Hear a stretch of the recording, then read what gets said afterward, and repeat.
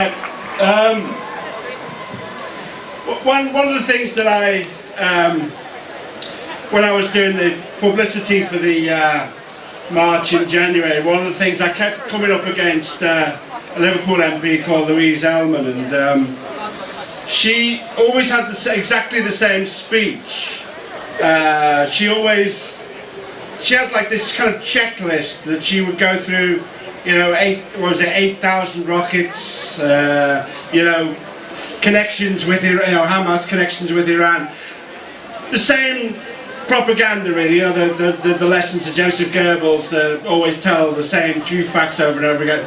And what I always preferred to do was to not do that, really, to instead not really think about, to try and speak from the heart, not to have my little propaganda points, not to make the same points over and over again, but simply to speak from the heart, to say what I felt, which is a long way of apologising for this speech being crap, really. So I've been leaning on a lion, waiting for inspiration. And the arse of a lion actually doesn't necessarily give you any inspiration, tragically. So, but I will say this is a sort of variation, having said that I didn't want to make the same points, but I did speak of the medical aid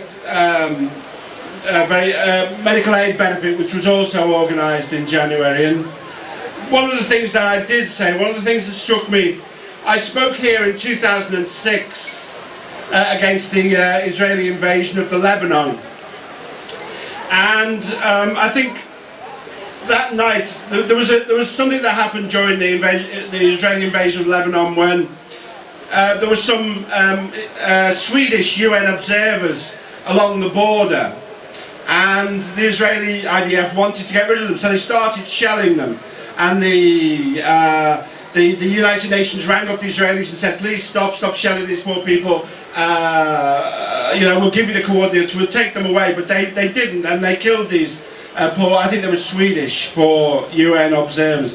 And on the Monday there was a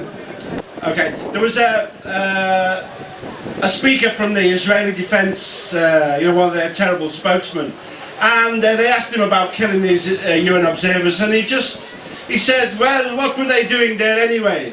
And he laughed, and I just thought, Israel, this state of Israel has allowed all the blackness, all the wickedness that is in all of us to flourish in this man. That he can laugh about killing some poor Swedish teenagers, poor observers on the borders that he wanted out of the way. That this man could laugh, that this man could find that funny that they had killed some UN observers, and that is, in the end, the price that Israel pays for being an occupier, for crushing the Palestinian people in Gaza and in the West Bank, is that the blackness grows in their own souls.